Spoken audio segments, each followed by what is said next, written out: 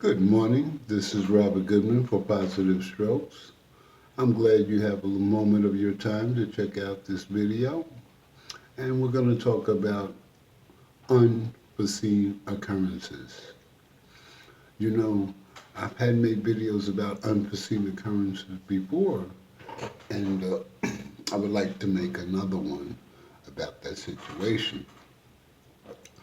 We don't know what tomorrow's going to bring. We don't know how our day tomorrow's going to go. We don't know if anything good's going to happen tomorrow. We don't know if anything bad is going to happen tomorrow. But are we ready for unforeseen occurrences in our lives?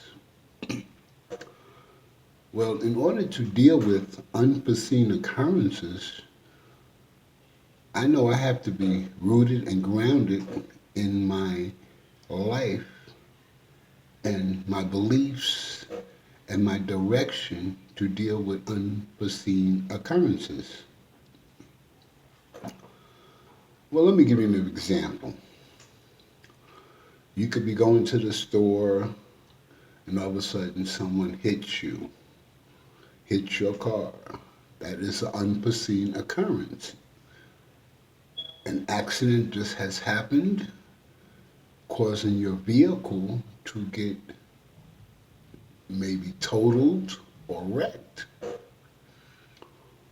You have to go to the hospital because you sustained injuries to that situation. That is an unforeseen occurrence. How do we move on from unforeseen occurrences? And how can we keep our heads in a positive manner dealing with unforeseen occurrences? One, we must look at ourselves and the situation that we are in. I know for me, I must look at all my options, good or bad. I must have a sound mind. I should not act on feelings and emotions to make a sound decision.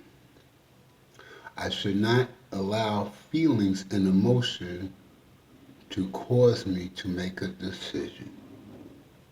I must act on facts, solid information, and the things that I need to do to make things better. So, how do we get to that point? One, I must accept the situation as it happened, look at what part I played in that matter, where things has gone wrong, and correct the behavior. Suppose it was somebody else's fault. Okay. But still, I must do the next right thing. Blaming, pointing fingers after the situation has happened does not make it any better. Because the situation has happened, you are in it, and there's nothing that you can do about it at that present time because of the unforeseen occurrence that happened to you. So, how do we go on? How do we stay positive? How do we stay positive?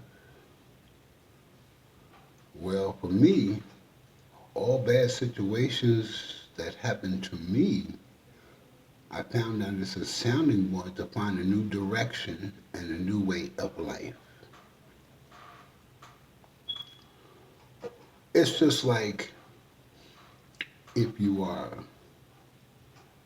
acting in bad behavior, you're doing things of yourself that you don't normally do, that you feel like you're backed against the wall, that there's no way out, and you just go crazy and act in all types of emotional manner, exploding.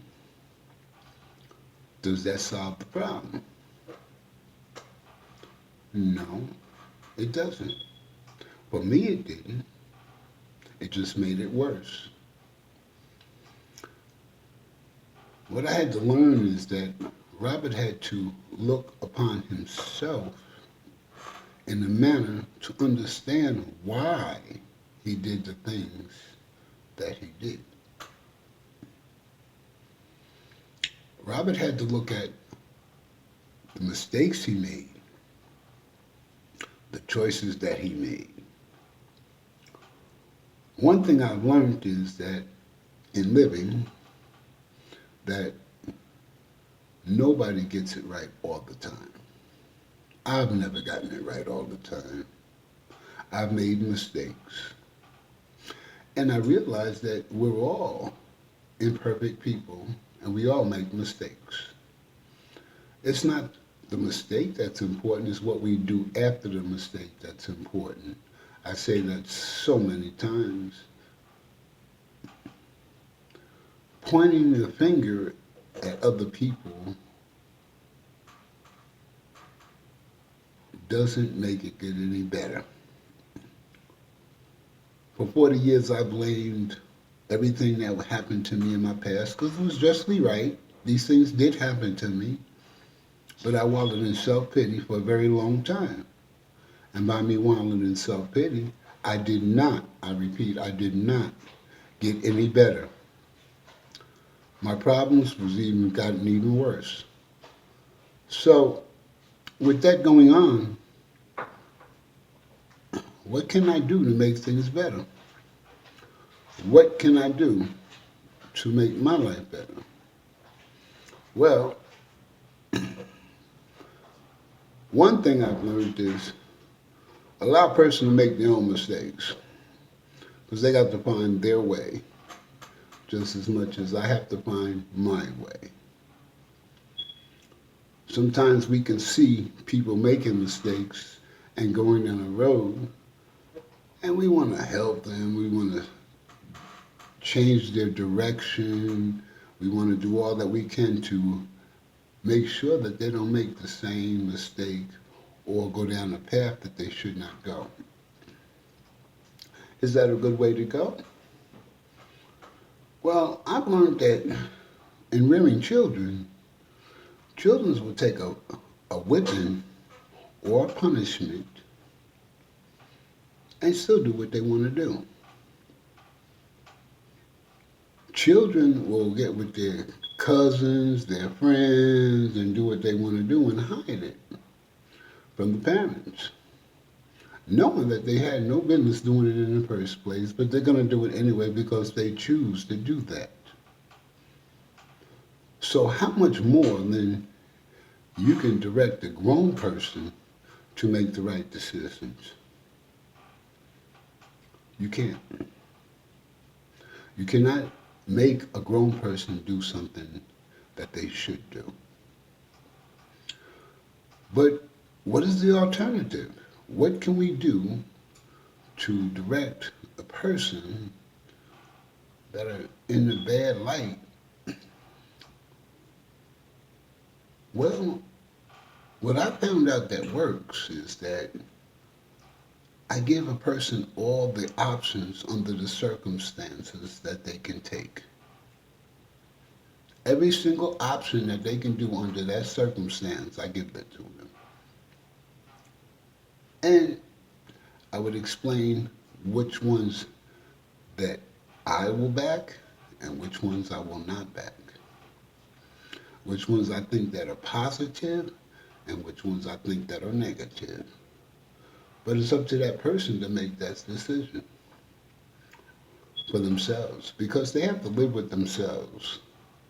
They have to be good with themselves and be happy with the decision that they make. Oh, maybe you may see a person that feel like mudslinging gets them what they want. What is mudslinging? Mudslinging is putting the character defects of others in their face. You're constantly throwing their mistakes in their face. Do you think the other person is not going to throw your mistakes in your face? So what happens is you have two people throwing mud constantly. And what happens is it builds up a wedge between the two people because each person knows what to say and what to do to hurt the other person. So it's a battle of wits, of constantly hurting each other, but not growing and not moving forward. I learned in living that I must own up to my own mistakes. I must go down different roads that I'm not used to going down because it's the right thing to do. I may not like it. It may feel strange to me, but I do it because it's beneficial to me. You know, I remember when I was homeless and I was I was doing good. I was saving my money. I was moving forward in my life, and life was getting better, real better for me. And I talked to this older woman. She had to be in her late 60s. And we was at Taco Bell, and I asked her if she wants something to eat. You know, I would buy it for her. And she said yes, and I got her. You know, the Taco Bell had the $5 specials, and I got the $5 special. And she said that she liked where she was at. She liked being homeless. How can almost a 70-year-old woman be happy at being homeless? I don't know. But you know what I realized is that people do not like change. I come to realize that I didn't really like change. But change is good. It's very good for those who want to make their lives better. It doesn't matter how much mudslinging was done last year, how much was done to me 10 years ago. It doesn't matter because that's all in the past. All in the past. I cannot change what happened in the past. But I must understand why I acted the way I did, why I felt the way I did, and why I made bad decisions the way I did. Then I must ask myself, do I want to continue on making the bad situations or the bad problems or bad situation in my life, make it worse? No, I don't. So what do I need to do? I need to look at self. I need to check Robert. I need to check myself. And I learned that checking myself is an ongoing, continuous situation. It just doesn't stop one day. I must check myself every day. And a lot of people make their own mistakes. You know, wisdom and understanding is knowing what you can and cannot do and what you're capable of. I want to share a thing with you. You know, I thought that a lot of things that I was doing that nobody knew, I was getting away with it. I was telling my story, and I was mudslinging and doing all that, And I remember I got pulled over by a police officer, and the police officer says, "Robert, I like the way you are now."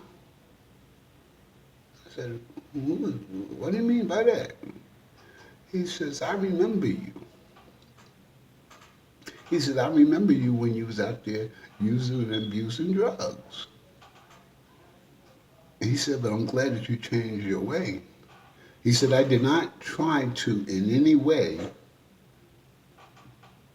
get in your way because you wasn't hurting nobody, you was just destroying yourself.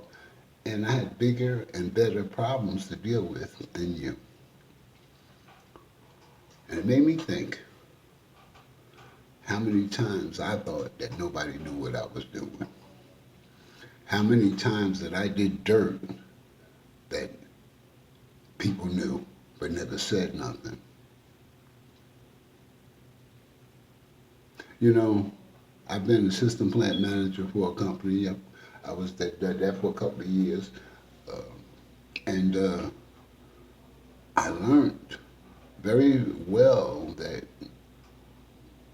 people try to talk about other people to make themselves look better.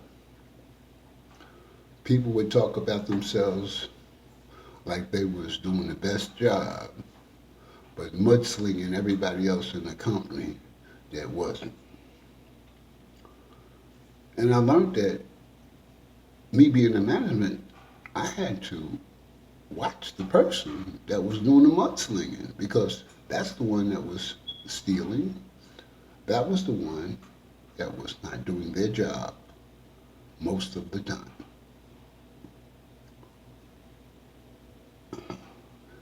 You know, there's a saying, what's done in the dark comes to the light. You know, and I realized that somebody sees what you do. People see what I do. They may not know me, but somebody sees the dirt that I do or the bad things that I do. So nothing is done under the sun in undercover. An interesting thing is that we're doing dirt with somebody. Doesn't mean that they're not going to hold their mouths and not tell on us if it benefits them. So, in closing, I just want to say that I've learned that me keeping the focus on me, making my life better, will allow me to grow in more ways than one. I cannot control another person's thinking, feeling, or actions, but also I can control what I do and what I say. I believe that if a person is doing way contrary to what I believe, I have nothing to say. I give them 50 feet. Why? Because they have to find their way. We can help by giving positive information to people, but we can't make them do it. We cannot make a person do it. They have to find their way. And all we can do is hope and pray that they do.